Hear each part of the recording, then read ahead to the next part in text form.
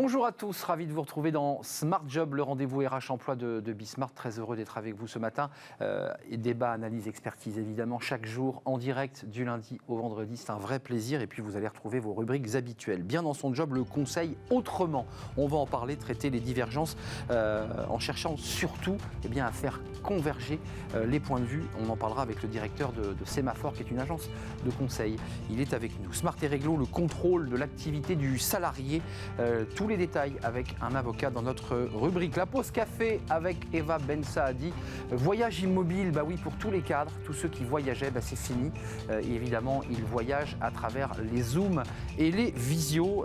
On parlera aussi par effet induit de ce secteur aérien qui est touché de plein fouet, bien entendu, par cette crise Covid. Le cercle RH, l'artisanat, on en parle beaucoup sur ce plateau. Plus que jamais, il faut préserver nos compétences ici en France. On en parlera à travers des initiatives, notamment des ateliers, un peu comme les ateliers d'artistes qui permettent aux artisans de pouvoir travailler en synergie dans ces espaces. Ça sera évidemment dans notre débat. Puis fenêtre sur l'emploi, on s'intéresse, on n'est pas très loin de l'artisanat, à l'éco-construction. Il y a de plus en plus de tours qui se construisent, qui sont éco-responsables et on en parlera avec le créateur et le PDG d'une de ces entreprises. Voilà pour le programme. Tout de suite, c'est bien dans son job.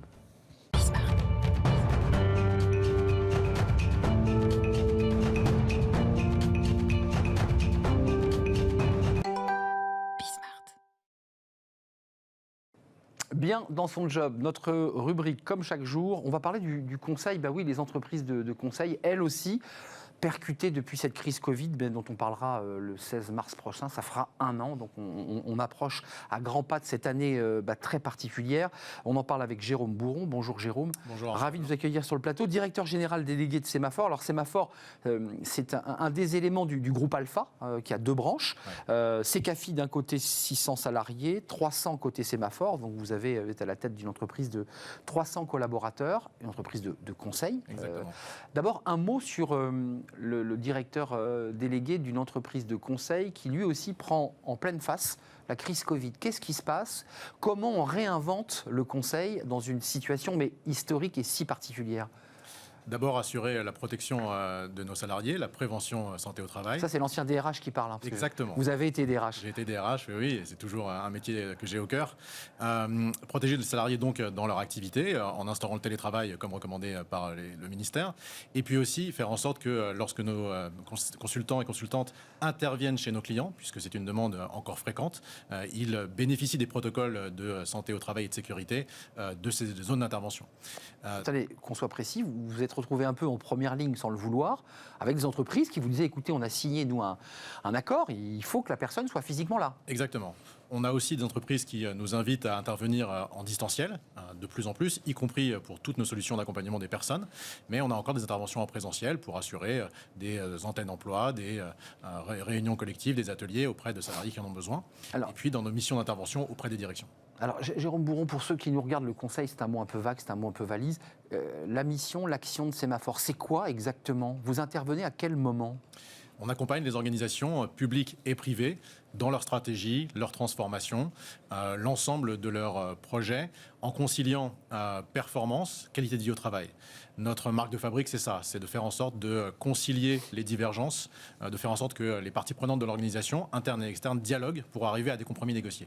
Donc vous arrivez, vous avez passé le stade du prospect, le client vous fait rentrer, vous parlez directement à qui? Au PDG, aux directeurs généraux, au comité exécutif? Comment ça se passe? Parce qu'il faut quand même dans un premier temps expliquer votre valeur ajoutée, ce que vous portez, parce qu'il y en a beaucoup de cabinets conseils. Il y en a beaucoup, et avec tout le respect que j'ai pour tous nos confrères, on fait ce métier un tout petit peu différemment, parce qu'on y met une pointe d'humanisme qui nous différencie, je pense, beaucoup auprès de nos clients.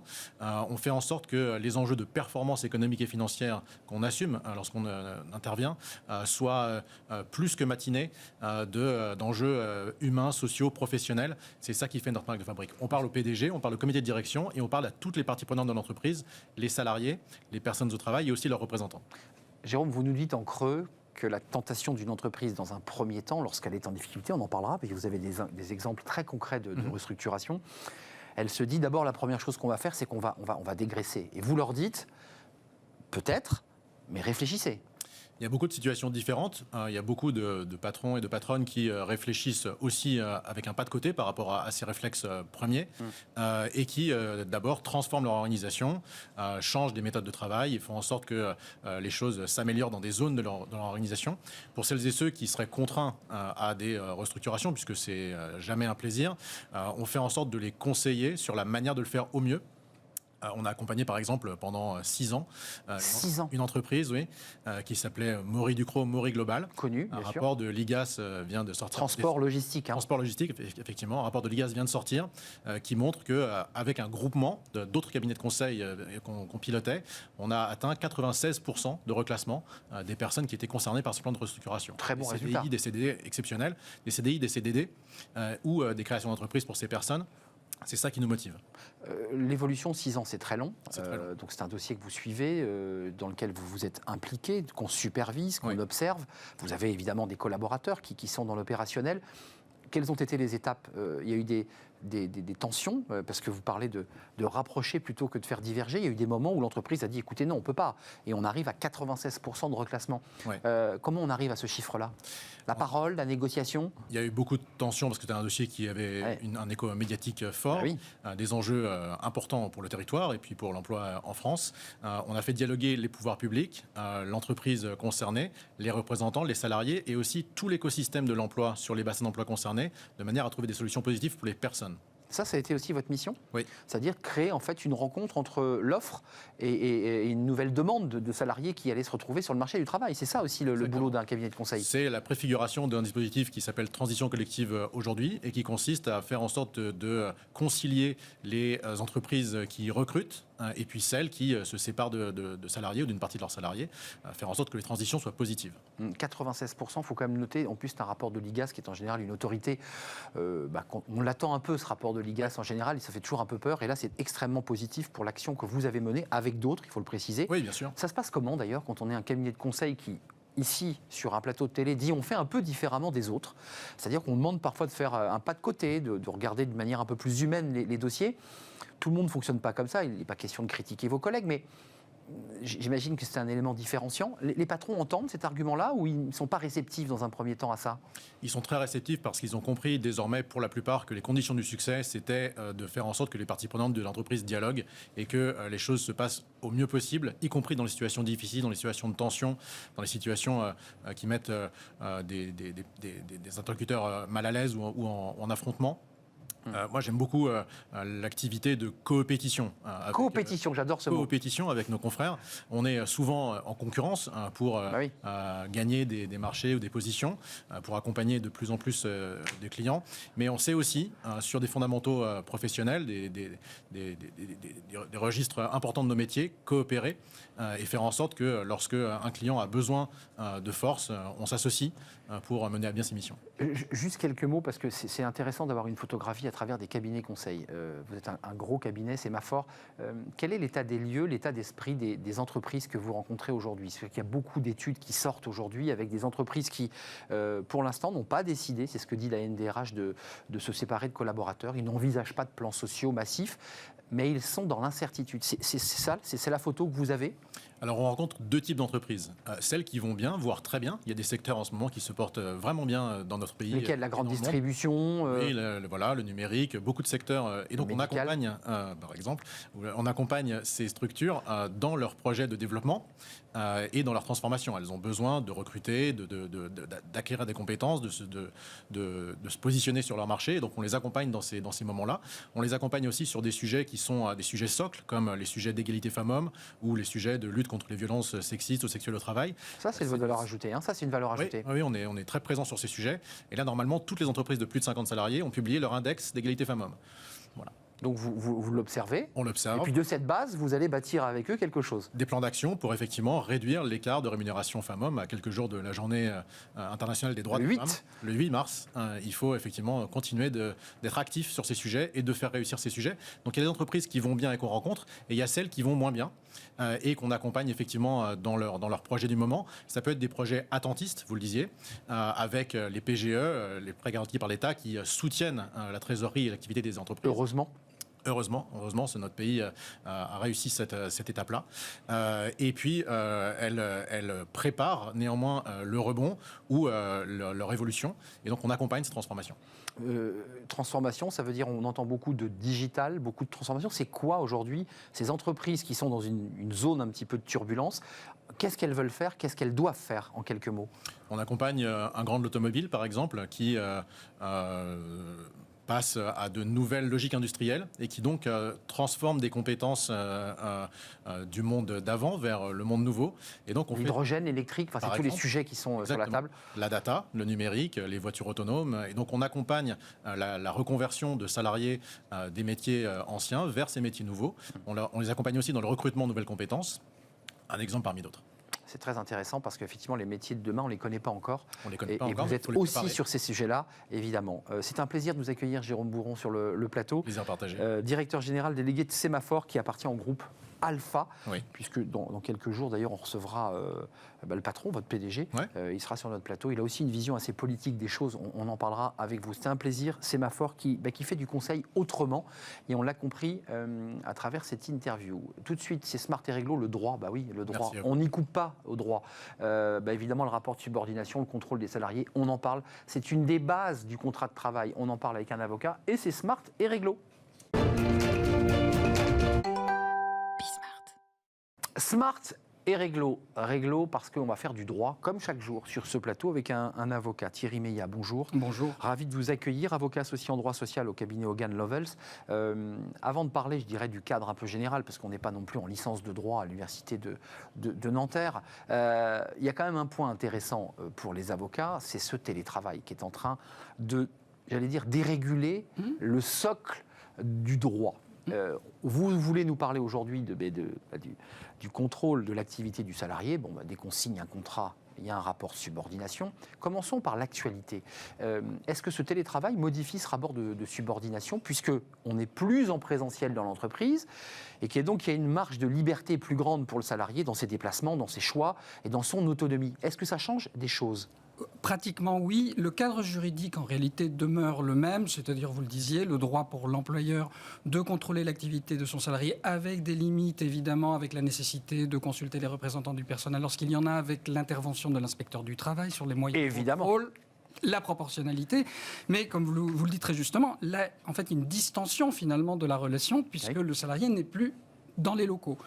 Et avec évidemment des sous-entendus de se dire, est-ce que mon salarié qui n'est plus dans les locaux, est-ce qu'il travaille toujours autant ou est-ce qu'il passerait son temps à faire autre chose? Donc, cadre juridique identique, mais des problématiques nouvelles qui se posent. Il y en a trois, à mon sens, qui, comme vous dites, dérégulent l'échange. La première, d'abord, c'est la définition du lieu de télétravail. Ça semble simple, mais en réalité, ça ne l'est pas tant que ça. Et notamment, il y a eu une tendance que moi, j'ai beaucoup constatée pour certains types de clients. Alors, par exemple, je ne sais pas, dans la mode, dans le marketing, où on a commencé à parler de télétravail nomade. Ce qui a l'air très bien comme ça et très sympa, c'est-à-dire des gens qui disent moi je me déplace, je suis à Berlin, je suis à Paris, je suis à Marseille, donc en fait je télétravaille partout. C'est extrêmement compliqué. C'est très déconseillé parce que ça pose un tas de problèmes. Sur le plan juridique, vous le déconseillez. Sur le plan juridique, parce qu'imaginez le salarié qui a un accident de trajet, qui a un problème avec son équipement, parce que j'y reviendrai sur l'équipement du télétravailleur, dont on ne sait pas exactement où il est, s'il est à l'étranger, par exemple. Ça pose des problèmes, par exemple, en matière d'assurance maladie. Bien sûr. Et donc, gros point de difficulté qu'il faut définir dès le départ, avec les représentants du personnel ou avec la charte de mise en place du télétravail dans l'entreprise. Mais ça, c'est le premier point, à déconseiller le télétravail nomade. Sauf cas très particulier, évidemment. Juste un mot pour faire la parenthèse et la fermer. Le problème du matériel d'un télétravailleur qui se trouve à Berlin, qui se trouve à Londres, qui se trouve à New York, c'est qu'il peut aussi utiliser les problèmes de connexion pour pouvoir se faire autre chose. Et oui. Non, mais pour l'employeur, là, je me mets côté employeur. Pour l'employeur. Alors, il y a toujours une tolérance qui a été mise en place par la jurisprudence, le droit au respect de la vie privée qui existe déjà sur le lieu de travail, donc on ne voit pas pourquoi il n'existerait pas quand on télétravaille, mais il faut que ce soit raisonnable, il faut que ça soit proportionné, Et en fait, ça nous conduit au deuxième sujet, qui est celui de l'équipement. Peu de personnes le savent, mais l'employeur doit pouvoir contrôler l'équipement et la conformité de l'équipement que le télétravailleur utilise chez lui. Ce qui veut dire, en pratique, un droit de visite. Parlons très concrètement. Toc, toc, toc, montrez-moi votre ordinateur. Alors là encore, le salarié va dire non mais attendez, c'est chez moi. C'est chez moi, vous allez passer par mon salon pour aller à mon bureau pour contrôler. Alors la réponse est de l'employeur a le droit, mais évidemment il faut que ce soit encadré. Donc là encore, on retombe dans la charte de télétravail, l'accord collectif de télétravail mis en place dans l'entreprise. Mais il faut savoir que l'employeur a le droit. Et alors on me dit toujours oui, mais quelle est la sanction si le salarié refuse? Probablement c'est la fin du télétravail. Tu reviens sur ton lieu de travail. Oui, alors évidemment on est en période exceptionnelle, mais quand on va en sortir, ça sera le point. Alors ça c'est le... Thierry, il y a peut-être moyen de s'arranger dans le sens où on peut aller dans un espace, un lieu tiers ou un lieu dédié, coworking par exemple, et dire on vient visiter ton travail ou ton ordinateur. Oui, mais il faut savoir si les branchements sont bien, si les connexions... Oui, il y a quand même des débats techniques. C'est des histoires de connexion électrique. Hein. Il y a des choses très très basiques avec le télétravail. Et en plus, c'est la responsabilité de l'employeur. Si le salarié s'électrocute, ça va être la responsabilité de l'employeur si c'est pendant les heures de travail. C'est un peu comme pour le débat sur la crise économique. Vous, les avocats, vous avez déjà un début de conflit sur ces sujets-là, ou vous les pressentez? Non, il y a quand même déjà des problèmes de salariés qui, justement, ne veulent pas donner d'informations. On commence à avoir des difficultés. C'est-à-dire que vous avez des salariés qui sont dans une trop grande autonomie aux yeux de l'employeur. Et donc qui viennent un petit peu distendre ce rapport de subordination. Et pour ne pas donner une fausse impression, c'est très exceptionnel. Hein. C'est-à-dire, ce que je veux dire, c'est que les salariés qui ne jouent pas le jeu sont très minoritaires. Mais ça crée de vrais sujets, parce que c'est très difficile, en fait, juridiquement. Le rapport de subordination, d'un point de vue juridique, il permet à l'employeur d'exercer un contrôle sur le salarié. Tout à fait. De quel type? Parce qu'il y a évidemment tout ce qu'on a déjà évoqué sur ce plateau, les entretiens annuels, les entretiens... Tout à fait. Comment ça se passe, ça aussi? Parce qu'on ne peut pas voir le travail. On voit évidemment le résultat du travail, mais on ne voit pas ce qu'il fait vraiment. Et là aussi, c'est un droit en création, et vraiment, on en est au tout début, parce que ce qu'on sait, c'est ce que l'employeur ne peut pas faire. C'est-à-dire de mettre en place des systèmes intrusifs. De contrôle. Alors, il y en a deux notamment sur lesquels la CNIL s'est prononcée l'année dernière.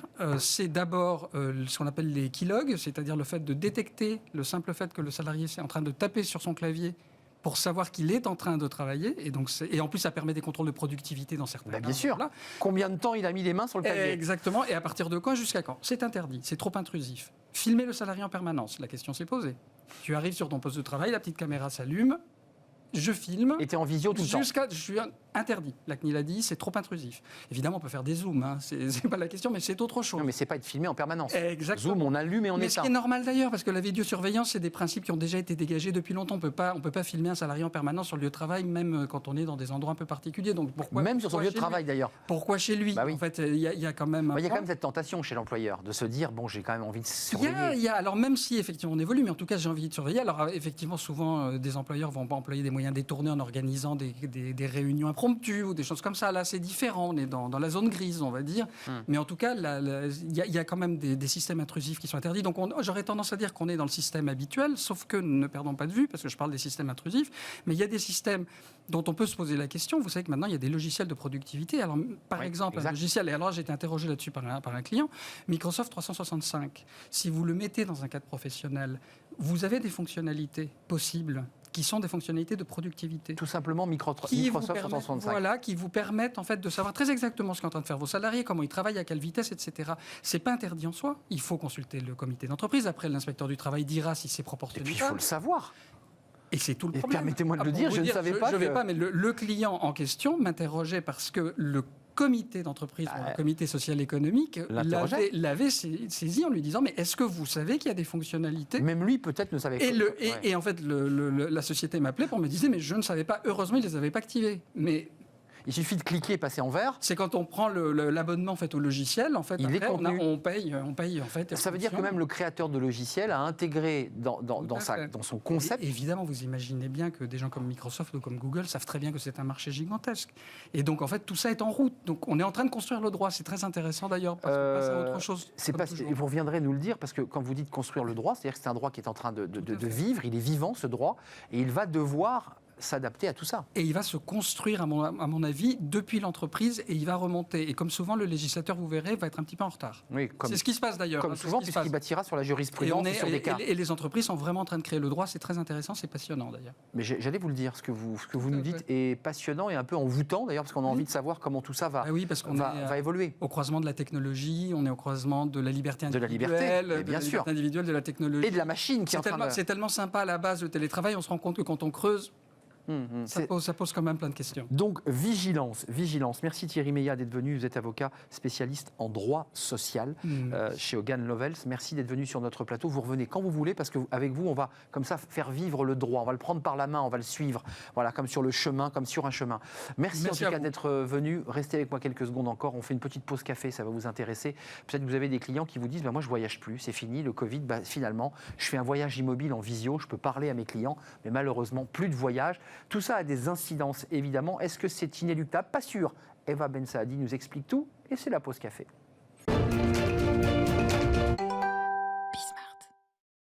La pause café. Là, en ce moment, on en fait pas mal, des pauses café, Eva, parce que... Je suis ravie de les faire avec vous, là, sous les matins de cette semaine. Ouais, c'est un vrai plaisir. C'est une vraie joie, cette petite pause, parce que c'est des petites fenêtres, comme ça, de choses de la vie quotidienne. Alors là, c'est des choses un peu lourdes, malgré tout, parce que ce sont des cadres qui étaient des cadres voyageurs, des gens qui faisaient de la prospection internationale, et puis on leur a dit, c'est fini, tu vas tout faire en visio.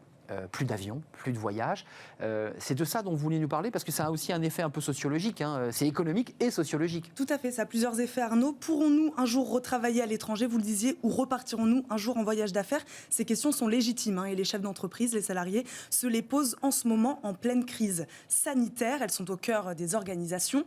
En France, selon la dernière étude de BCG Cadre Emploi, la pandémie a drastiquement réduit l'intérêt pour l'international. 55% des talents envisagent maintenant une carrière à l'international contre 69 en 2018. Alors Eva, il y a plusieurs freins à la reprise des voyages. On l'a dit sur ce plateau, c'est très contraint. Chaque pays a ses règles. Tout à fait. Le premier, c'est la complexité sanitaire, bien sûr. Premier frein, aujourd'hui, les entreprises ne peuvent pas, n'arrivent pas à anticiper les risques liés à la transmission du virus. Elles naviguent plus ou moins à vue.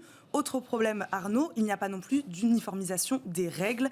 Au sein de l'espace Schengen, les restrictions se font par pays, voire par région. On le voit aujourd'hui, par exemple, avec la Moselle. Pour les entreprises, ces règles sont donc un véritable casse-tête.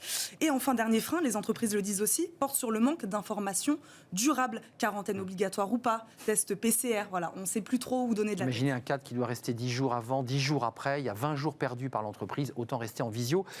On a quand même trouvé des moyens, on s'arrange, on s'organise. On a trouvé des moyens, vous le disiez, visioconférence, télétravail aussi. Le télétravail arrive en tête. L'enquête du BCG montre l'enthousiasme pour ce modèle qui consiste à rester dans son pays d'origine tout en travaillant pour un employeur étranger. 55% des Français se disent prêts à le faire. Une ouverture particulièrement élevée chez les talents du digital, bien sûr, pour qui il est plus facile de travailler à distance. Embaucher des personnes d'autres pays n'est pas une pratique nouvelle pour les employeurs, mais la tendance au travail à distance permet de le faire à plus grande échelle et d'accroître le nombre de bons candidats potentiels, nous dit le rapport. Alors, Eva, il y a une question importante. On a vu qu'ADP était vraiment dans la tourmente aéroports de Paris, qui ne sont pas qu'à Paris d'ailleurs, il faut le préciser. Ils ont des aéroports partout dans le monde. 30 000 salariés vont se retrouver évidemment sur la brèche. Inéluctable ou pas? On va vers quoi?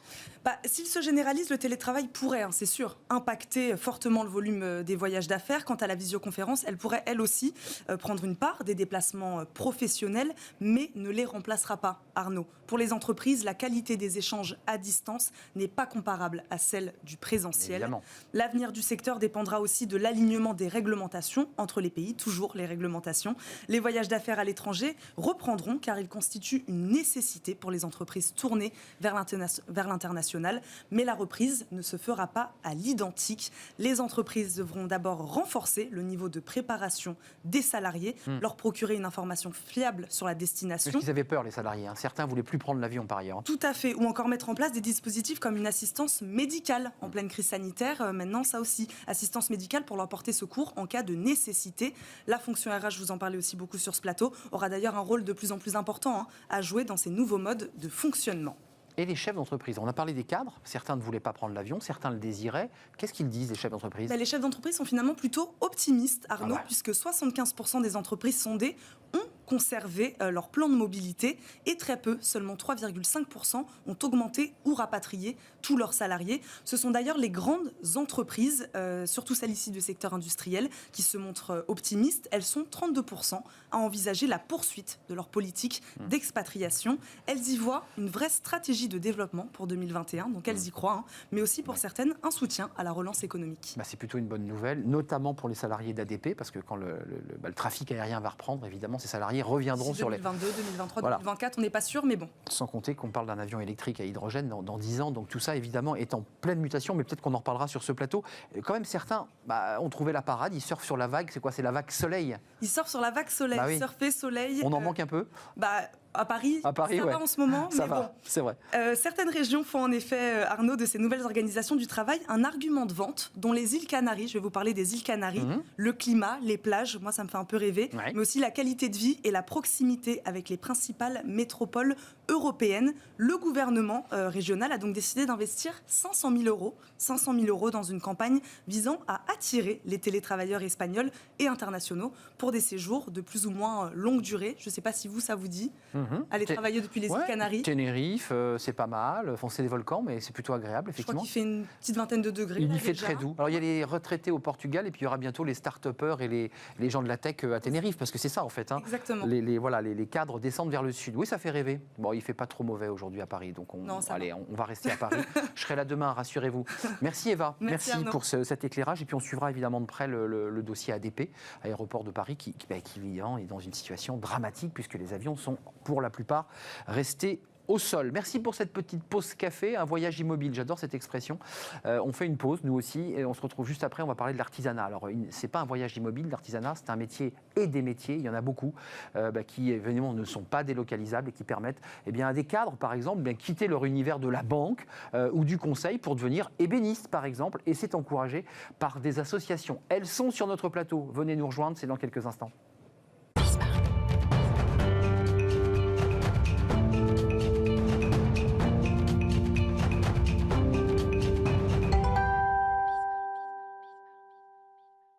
Le cercle RH, notre débat, on parle de l'artisanat, on en a beaucoup parlé de l'artisanat sur ce plateau. D'abord, il crée de l'emploi, il permet aussi de se former, de changer de vie aussi.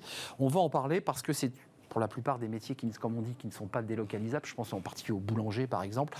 C'est vrai qu'on ne peut pas le faire en Pologne ou en Ukraine. Le boulanger, il le fait ici, sur place, dans les villes de France. Qu'est-ce qu'on peut faire pour améliorer encore cet artisanat et permettre à des salariés de trouver un emploi, puisque c'est le thème de notre émission. On en parle avec des invités. Alors, ce sont des acteurs de l'artisanat. Afaf Gabellotto, merci d'être avec nous. Adjointe à la mairie de Paris en charge des entreprises, du développement économique et de l'emploi.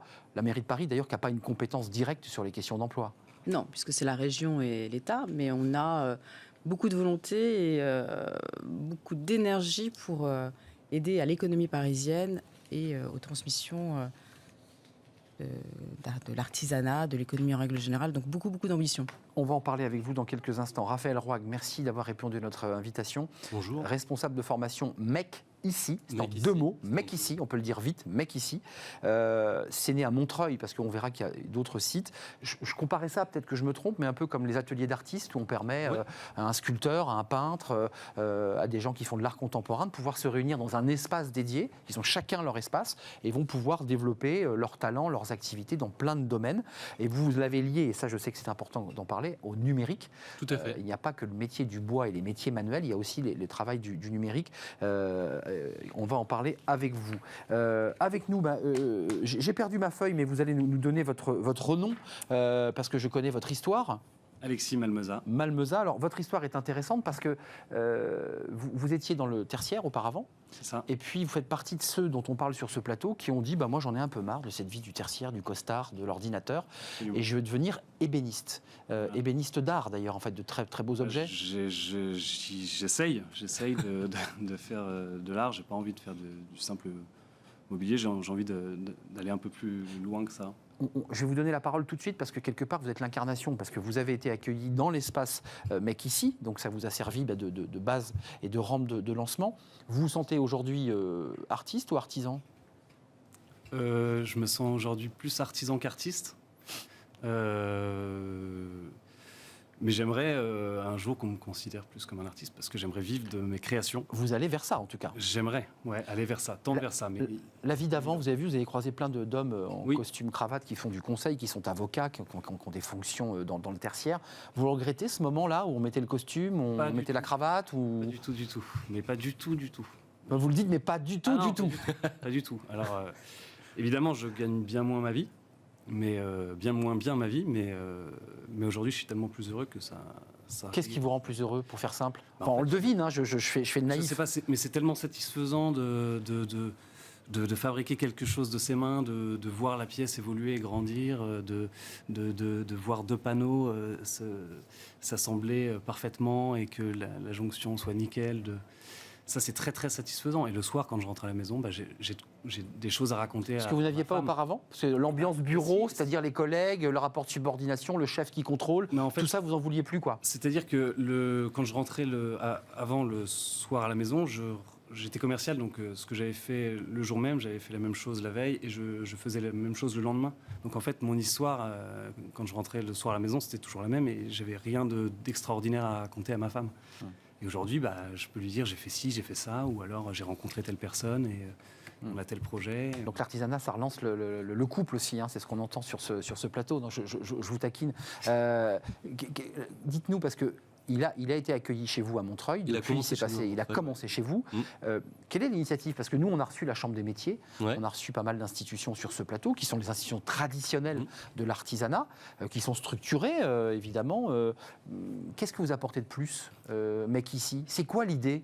L'idée, c'est du commun. L'idée, c'est de créer un outil de production qui soit collectif et d'accompagner des artisans. Alors, il n'y a pas que des artisans, c'est tous les professionnels de la création, de la conception. Je l'évoquais, le numérique. On a des graphistes, des designers, des prototypeurs, des ingénieurs qui travaillent ensemble. C'est le commun sur l'outil de production, c'est le commun sur les savoir-faire. C'est-à-dire que des personnes comme Alexis vont pouvoir avoir un ferronnier à 2 pas pour pouvoir travailler ensemble, faire des collaborations.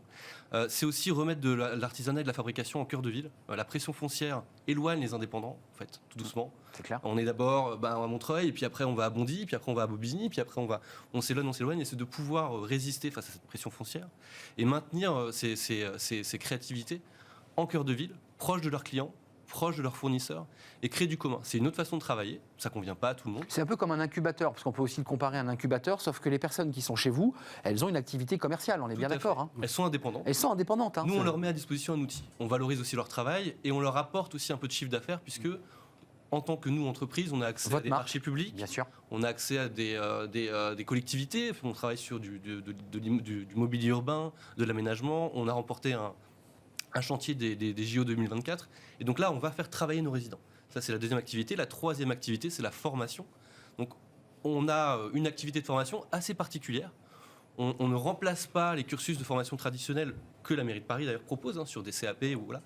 On va plutôt avoir des activités de formation sur de l'accompagnement à de la montée en compétences, de l'initiation, de la découverte pour accompagner des personnes vers ces métiers-là. Et là, la boucle est bouclée dans le sens où on fait travailler en priorité en tant que formateur les personnes qui résident chez nous. Donc des personnes comme Alexis travaillent chez nous en tant qu'indépendants, peuvent potentiellement travailler sur des chantiers qu'on leur amène, mais pourraient aussi demain devenir formateurs sur des formations en menuiserie, en ébénisterie, et donc aussi compléter leur... apporter sa contribution. Tout à fait. Afaf Gabellotto, la mairie de Paris, même si ce n'est pas sa compétence première, s'inscrit, alors il faut quand même préciser qu'il y a 40 000 emplois qui, depuis le Covid, ont été perdus. Paris perd des emplois, disparaissent, parce qu'il y a des sièges sociaux qui ferment, parce que la crise Covid impacte. Est-ce que vous avez envie de mettre le paquet, la main dans la main avec les chambres, avec des initiatives, je dirais, locales, de mettre le paquet sur l'artisanat? Parce que l'artisanat, c'est important, c'est le cœur de ville. C'est totalement notre ambition, alors pas que l'artisanat, parce que l'économie en règle générale, on est certain qu'il y aura une reprise et il faut être absolument présent lors de la reprise et le plus rapidement possible. Donc il va falloir une espèce d'élitroyage assez rapide, de ne pas laisser traîner en longueur. Et l'artisanat fait partie depuis plusieurs années maintenant de nos cœurs de cible, parce qu'on voit bien, comme Alexis le précisait, un certain nombre de cadres, de communicants qui ont besoin de sortir, de souffler, de respirer, d'avoir ce bol d'oxygène. Ou de changer de vie tout simplement. Hein. Changer de vie, directement. Changer de pression, et de retrouver du sens. Nous, c'est beaucoup, ce qu'on entend souvent, c'est la quête de sens, et donc on a beaucoup de personnes qui reviennent effectivement à vouloir faire des formations à 40 ans, à 35 ans, à changer, mais littéralement. C'est-à-dire, il y a des formations mairie de Paris, on l'évoquait. Hein. Il y a des formations. On a plusieurs formations. En fait, on a trois angles. On a le premier angle qui est la formation initiale, puisqu'on a des écoles d'art, etc. Donc, je vais citer célèbre d'ailleurs. Très célèbre et internationalement. L'école Boulle, notamment. Boulle, Estienne, bien sûr. Qu'on suit, qu'on accompagne, et puis qui sont en plus suivis par les ateliers de Paris, qui fait un très beau travail autour de ça.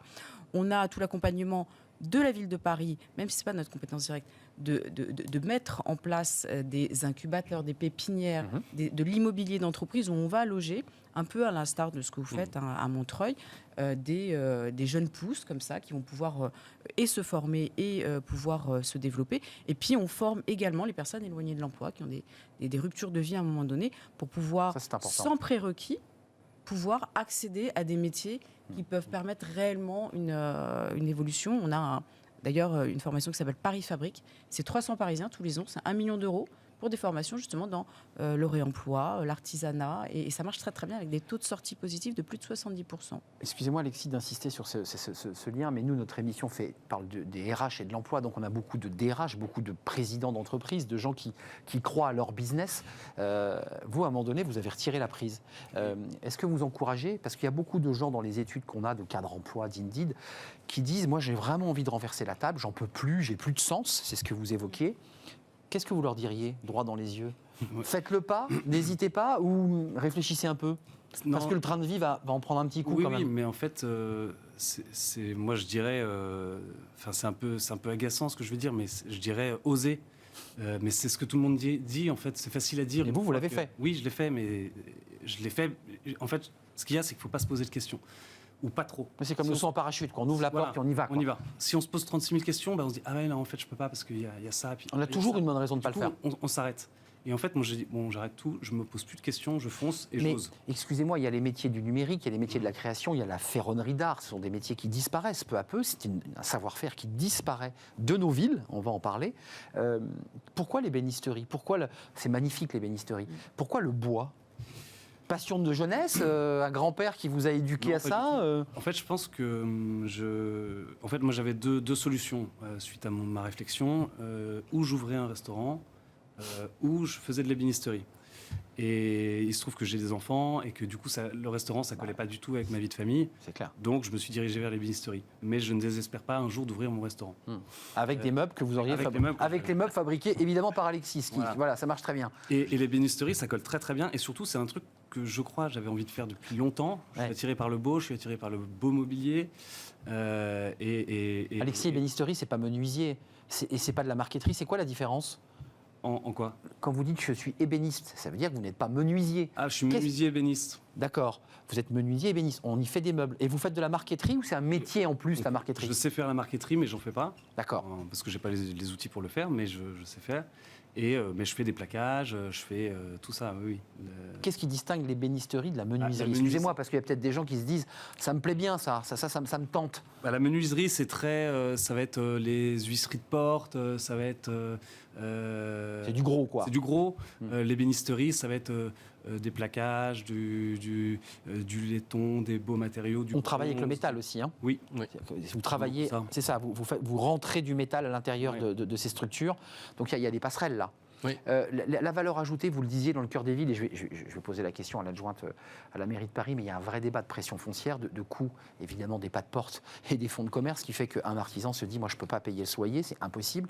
Comment ça se passe pour vous et qu'est-ce que vous faites concrètement ? Parce que s'il n'y avait pas ces espaces dédiés chez Mec Ici, il paierait une fortune pour avoir un petit local, parce qu'il faut des locaux, il faut des machines, il faut des outils, c'est pas du tertiaire. Non, alors c'est l'idée, c'est-à-dire qu'on s'adresse à des personnes qui sont plutôt en lancement. Quand on a des entreprises qui sont restées chez nous, qui sont là depuis plusieurs années et qui s'installent et qui se pérennisent, mais l'idée c'est vraiment d'aider ceux qui se lancent, parce qu'en effet, le coût initial en investissement machine, trouver sa clientèle, avoir des locaux, à Paris, aujourd'hui, c'est quasi mission impossible. Après, vous vous développez, vous allez pouvoir avoir un chiffre d'affaires qui va vous permettre. Et il y a aussi la question du commun, c'est que ça, au début, ça marche, puis à un moment donné, on grossit. Il y a la question du stock, on oublie souvent la question du stock pour un artisan. Bien sûr. Il y a l'espace de travail, il y a l'espace de stockage. Mais quand vous allez commencer à avoir beaucoup de commandes, vous allez devoir trouver des espaces. La ferronnerie avec des tubes en fer. On le voit aujourd'hui dans la ville de Paris, en région parisienne, la pression foncière est immense et c'est de plus en plus difficile pour ces artisans. Donc, on essaie de résister en proposant un abonnement qui reste un abonnement à payer pour un artisan qui peut être cher en lancement d'activité, mais qui reste en dessous du prix du marché aujourd'hui.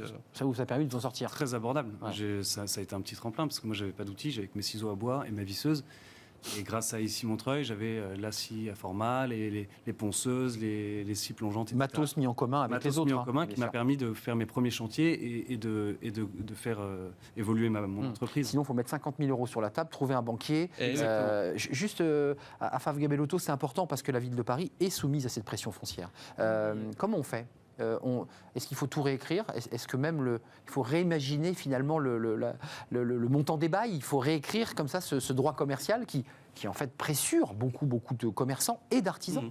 C'est très compliqué puisque c'est du privé. Donc on n'a pas un moyen d'agir direct sur le prix des loyers quand c'est privé. Donc aujourd'hui, la ville de Paris, pour sortir de ça, pour permettre justement le développement et l'installation d'artisans qui ont pendant un certain moment vraiment disparu totalement, c'est d'éviter. On s'est rendu compte que avec la pression foncière, c'était des grandes surfaces, c'était voilà. Alors que c'était une ville d'artisans, Paris. Hein. Mais c'est une histoire.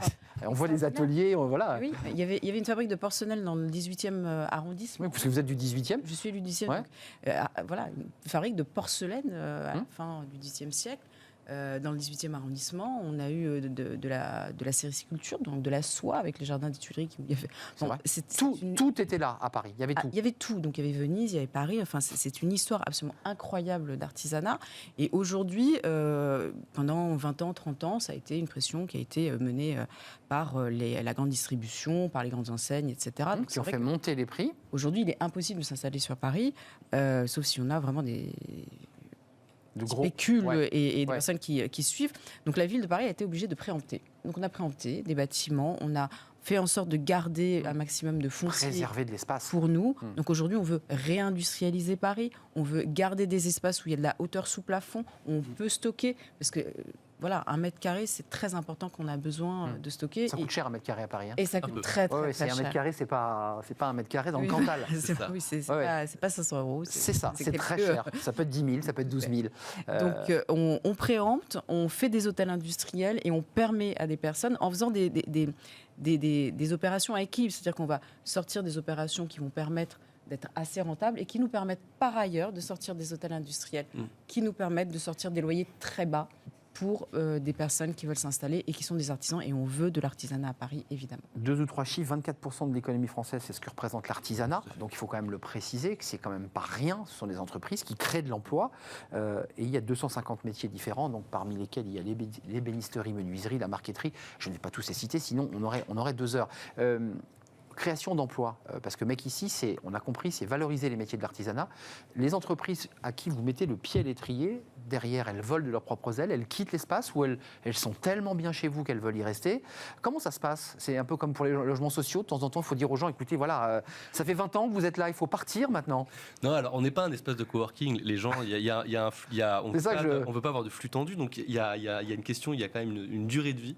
Donc déjà, les personnes doivent rester au moins 3 mois, ça c'est la première règle. Ça, vous lui dites 3 mois, mais par contre, c'est pas 20 ans. Non, mais vous lui dites à la personne, l'artisan qui non ? Il y en a qui sont là depuis très longtemps. Alors ce qui est intéressant dans nos espaces, c'est que les indépendants qui marchent bien vont aussi générer du business pour ceux qui sont à côté. Une sorte de sous-traitance qui se fait sur le lieu. Ça, c'est hyper intéressant. Donc c'est un écosystème qui se nourrit, qui est fermé comme ça. Et en effet, les personnes après grossissent, recrutent. On a des belles histoires. On a des personnes qui sortent de nos formations, deviennent stagiaires chez nos résidents, ensuite employés, montent leur boîte. Enfin, il y a comme ça toute c'est une petite famille en fait. Tout à fait. Mais je voulais juste revenir sur la question de la reconversion. La reconversion, elle est aussi une conséquence française d'avoir à un moment donné dénigré ses trajectoires professionnelles. Clairement. Et donc ça change un peu quand même. Un petit peu. Mais aujourd'hui, vous avez 16 ans, vous dites à vos parents, en fait, j'ai pas envie d'aller à la fac ou en école. Je vais être ébéniste, tiens. Je veux être ébéniste. En général, il y a peu de chances pour qu'on vous dise, allez, vas-y, fonce, c'est génial. Il y a eu des belles campagnes à la télé. Je veux quand même saluer la Chambre des métiers, enfin, qui avait quand même donné ces campagnes un peu drôles d'un garçon qui disait ça. Puis le père, la séquence suivante, disait, bon, bah, finalement, si c'est ça que tu as envie de faire, vas-y. Il faut encourager ces métiers, parce que c'est souvent, on dit, ces métiers difficiles, mal payés. C'est pas vrai. On gagne bien sa vie quand on est artisan. On peut. Il y a aujourd'hui un système de trajectoire à 2 vitesses, des personnes qui vont à un moment donné réussir à en faire un métier passion, parce qu'il y a un choix. Oui, artistique aussi, même d'ailleurs. De là, la maturité aussi joue, parce que c'est pas la même chose de choisir de devenir ébéniste à 16 ans et de choisir de l'être à 35, 30 ans, parce qu'on a maturé son choix, on est plus à même de suivre sa trajectoire. Mais en effet, il y a une nécessité d'amener des personnes vers ces métiers-là pour plus que ce soit subi. plus que ce soit un choix par défaut parce qu'on vous a dit t'es pas bon à l'école, ça marche C'est pas. exactement ça. En général, on va te dire va faire une filière technique. Et je pense que ça c'est une spécificité française qu'il faut continuer à faire. Je voulais pas demander parce qu'il y a eu les LEP, les lycées d'enseignement professionnel qui doucement disparaissent au profit des CFA, des centres de formation pour apprentis. On apprend des métiers techniques, tous les métiers techniques. Comment vous vous êtes formé? Comment on passe du métier de commercial, le costume, le téléphone portable et la voiture, aux ciseaux à bois, aux machines? Comment vous êtes passé? Comment je suis passé CAP classique? CAP classique pour une formation pour adultes, l'INFAC. 2 ans? Qui n'existe plus. 6 mois. 6 mois. Formation accélérée en l'occurrence. 6 mois, ouais. D'accord, parce que tout le tronc commun culture générale, il est acquis. Voilà. Et vous êtes sur la partie technique. En 6 mois, vous avez décroché le CAP. CAP, ouais. CAP, qui vous permet ensuite de pouvoir vous installer. Juridiquement, on peut s'installer avec un CAP? Tout à fait. Il n'y a pas besoin d'un bac professionnel ou d'un... Non. Et donc, dès le départ, vous créez votre structure. Tout de suite, oui. Et on démarre. Et là, aujourd'hui, les débouchés, c'est quoi vos débouchés économiques? Alors, on l'a compris, qu'il y avait de l'art dans votre démarche. Mais alors, aujourd'hui, ce qui fonctionne énormément et là où il y a énormément de demandes, c'est l'agencement, donc l'installation de placards, bibliothèques, dressing. Et du sur-mesure, puisqu'on sur mesure. Ouais, rien n'est à... Donc je fais beaucoup d'agencement, peut-être 75% pour 25% de création. Donc pour des particuliers? Pour des particuliers, des entreprises aussi, des boutiques, des restaurants. Voilà. Les fameux restaurants. Les fameux restaurants. Et du coup, il y a énormément d'agencement, ce qui est très bien. Moi, c'est pas du tout ce vers quoi je veux. Mais ça vous fait vivre. Mais ça me fait vivre. Voilà, c'est ça. Ça me permet de construire une boîte solide et de. Mais c'est comme la mairie de Paris, quoi. Elle gagne sur des biens, puis derrière, elle peut garder. C'est un peu comme vous, quoi. Ce que vous récupérez, vous fabriquez. Vos œuvres d'art, malheureusement, je ne sais pas si on va les voir. On avait quelques images du site, mec, ici. On les voit derrière, peut-être. Mais là, c'est plutôt les métiers. Voilà. Ça, c'est vous, hein? Ça, c'est moi. Ouais. Voilà, ça, c'est génial. Vous faites quoi, là? Là, je suis en train de faire une table de 3 mètres de long. Donc, il faut découper le panneau de bois. Génial. Les panneaux de bois et en sections, et ensuite on les assemble entre elles pour avoir une grande table. Ça, c'était une demande d'un particulier? Une entreprise. Une entreprise qui vous dit, je veux une table de telle dimension et je vous la fais. C'était quoi comme bois d'ailleurs? C'était du chêne. Du chêne. Et donc c'est vous qui choisissez vos bois, j'imagine? On va choisir chez le fournisseur les plateaux qu'on veut. Et là, vous sentez à la main, vous sentez au nœud, vous sentez... Parce que c'est ça. Effectivement, qualité. La qualité du bois et on choisit nos plateaux. L'artisanat, on a beaucoup parlé de l'alternance parce que le gouvernement a mis un gros paquet sur un jeune, une solution, c'est-à-dire qu'on est à 500 000 alternants qui ont signé, des entreprises ont validé, c'est-à-dire qu'ils n'ont pas que l'école, ils ont aussi l'entreprise. Donc qu'est-ce qu'on peut faire plus pour l'artisanat? Qu'est-ce qu'on peut faire mieux et plus? Parce que là, c'est une question. On nous dit c'est les beaux métiers. On cherche des plombiers, on cherche des bouchers, on cherche. Parfois, on attend 6 mois pour avoir le plombier parce qu'il est pris, ou les chauffagistes, qui sont des métiers très recherchés. Comment on fait? Faut beaucoup réfléchir, beaucoup aimer, et puis travailler vraiment en concertation avec l'État, avec la région. Donc vraiment coordonner le fait de mettre en place toutes ces actions en faveur de l'apprentissage, de la formation, parce que vous l'avez très bien dit, c'est vrai que pendant très très longtemps, c'était un peu être artisan, c'était quand même vu comme un manque d'ambition terrible. Aujourd'hui, c'est vraiment un épanouissement. Et ça va mieux, je trouve. Encore une fois, ça va très longtemps que je fais des émissions sur ce sujet. Il y a un mieux. Mais c'est vrai qu'il y a 20 ans, 30 ans, enfin très sincèrement, moi quand j'étais à l'école, c'était une fois on m'a proposé de faire un CAP coiffure. C'était. Fais gaffe, tu vas finir en CAP coiffure.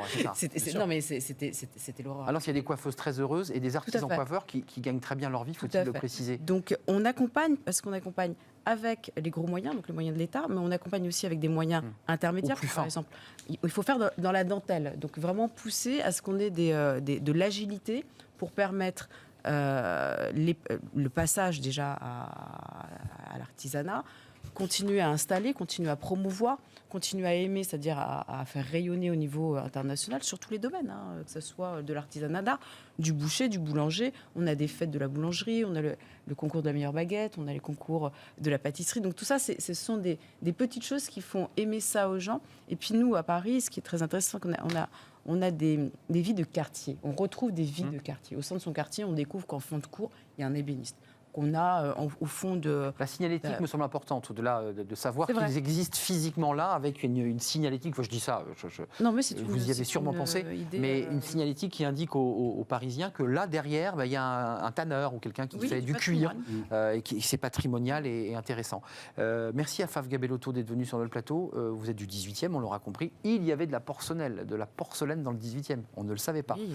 Peut-être qu'un jour, vous mettrez un petit panneau, vous nous direz, tiens, dans telle rue à Paris, c'était là. La rue Marcadet. La rue Marcadet, ouais, au pied de la butte. Adjointe à la mairie de Paris, donc en charge des entreprises, du développement économique et de l'emploi, avec un vrai travail sur le foncier, puisque l'enjeu de la ville de Paris, c'est la question du foncier. Raphaël Roig, merci d'être venu responsable de formation MEC ici. C'est à Montreuil. Je ne l'ai pas dit, mais il y a d'autres villes qui sont engagées rapidement. À Nantes, à Marseille, bientôt à Tours, à Ouascal, à Paris, à Lorme. À Lorme. Et dans le Morvan. Dans le Morvan, parce que je voulais que vous nous disiez où était Lorme, personne ne sait où était Lorme. Maintenant, vous savez. Voilà. Merci Alexis d'être venu sur ce plateau. Le nom de votre entreprise ? Alma-Art. Alma-Art. Mais on me retrouve sur aleximalmeza.com tout simplement. Voilà, Alexis. Et puis vous êtes toujours abrité, oui, accueilli, toujours. Résident, j'ai adoré ce mot. Vous êtes un résident. Mais voilà, comme les artistes, on est en résidence. Exactement. Et puis un jour, peut-être dans votre restaurant, en arrière-cour, vous aurez aussi votre atelier d'ébéniste d'art. Merci, c'était un plaisir de partager ce moment avec vous. Fenêtre sur l'emploi, vous allez voir, vous n'allez pas être dépaysé. On parle des éco-constructions, ça concerne évidemment les grandes villes de France et la ville de Paris, à la rencontre d'un chef d'entreprise, un PDG d'ailleurs, qui est à l'origine d'une tour éco-responsable. Ça crée de l'emploi et ça fonctionne et c'est très beau. C'est tout de suite.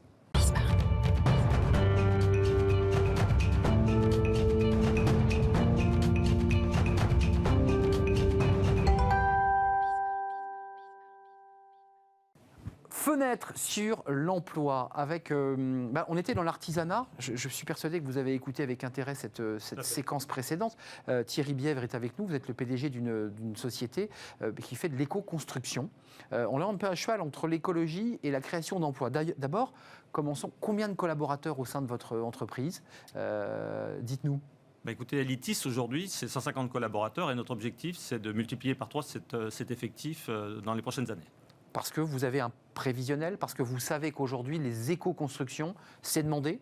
Le prévisionnel, aujourd'hui, c'est le climat, c'est la société en général qui recherche un habitat plus sain, qui recherche un habitat abordable, qui recherche des fonctionnalités dans leur logement qui soient de plus en plus ouvertes sur la société, qui créent du lien social.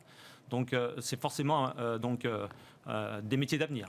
Thierry, je voudrais qu'on voit votre dernière œuvre, peut-être me trompais-je, mais en tout cas, je crois que c'est la tour Danube à Strasbourg. Tout à fait. Je voudrais qu'on la voie, parce qu'elle est magnifique. D'abord, la photo est très très belle. Décrivez-nous cette tour, cette livraison qui vous a été donc commandée par la ville de Strasbourg. Elle est conçue comment ? Combien de personnes ont travaillé sur cette tour ? Alors, elle est éco-conçue de manière bioclimatique. Elle utilise essentiellement, voire même principalement, des énergies renouvelables. Et surtout, elle permet aux ménages qui y vivent, 63 ménages, de vivre avec une facture énergétique zéro. C'est-à-dire qu'aujourd'hui, après 3 ans de retour d'expérience sur ce bâtiment qui a été livré donc en 2018, vous avez 6 ménages sur 10 qui ont une facture énergétique qui est gommée ou proche de zéro. C'est-à-dire que vous avez positionné, il y a tout un travail de réflexion, j'imagine que vos ingénieurs, vous-même, vos équipes R&D, positionne la tour pour qu'elle ait un ensoleillement, comment ça marche ? Tout à fait. En fin de compte, on observe le climat, on observe le site, on observe aussi les matériaux qui sont à notre disposition, et puis surtout, on utilise notre matière grise. Et notre matière grise, c'est celle, on va dire, de nos ingénieurs, nos techniciens, notre recherche et développement, pour faire de l'innovation, pour faire de la co-innovation, y compris en manageant les futurs usagers, puisque ce qui est important, c'est le bénéficiaire. Faire un bâtiment qui est superbe, c'est bien, mais il faut surtout le faire pour que l'usager, en fin de compte, soit le bénéficiaire et le grand gagnant, en fin de compte, de ce bâtiment. Et donc, quand on lui livre un bâtiment zéro facture d'énergie, plus confortable, plus sain, on répond aux grands enjeux du XXIe siècle. Avant de parler de l'emploi et de vos perspectives, parce que vous avez de la création d'emplois, vous cherchez des talents aussi, parce que je pense que ce sont des métiers qui s'inventent avec des nouveaux matériaux. On voit qu'il y a des difficultés de trouver des bons artisans pour les isolations, par exemple. Est-ce que vous avez eu des difficultés à travailler, parce que vous avez évidemment des corps de métiers qui s'agrègent sur la construction. Est-ce que c'est difficile de trouver les bons artisans et d'avoir les talents pour fabriquer ces tours ? Est-ce que c'est un peu compliqué en ce moment ?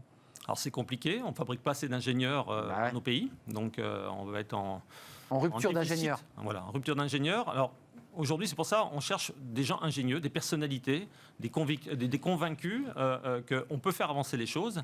Et chez Elitis, notre objectif, en fin de compte, c'est de rendre notre imaginaire réel.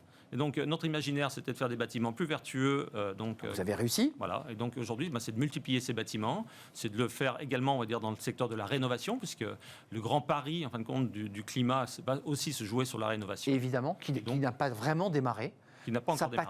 Ça patine. La RE 2020 est repoussée au 1er janvier 2021.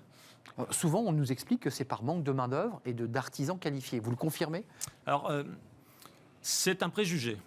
On manque en nombre, on pense qu'on manque, mais en fin de compte, on a les talents. Ce qu'il faut, c'est simplement les révéler. C'est les manager différemment. Et en fin de compte, c'est tout à fait la culture et l'ADN d'Elitis de manager l'ensemble de nos partenaires pour que, en fin de compte, on tire le meilleur. Voilà, on tire le meilleur d'eux-mêmes et on s'aperçoit que, en fin de compte, ils avaient cette en compétence. Eux, on va dire cette compétence, mais ils n'osaient pas la révéler parce qu'ils se disaient tiens, mais que va-t-on penser de moi? Mais il faut innover. Et donc, dans le management, nous avons innové.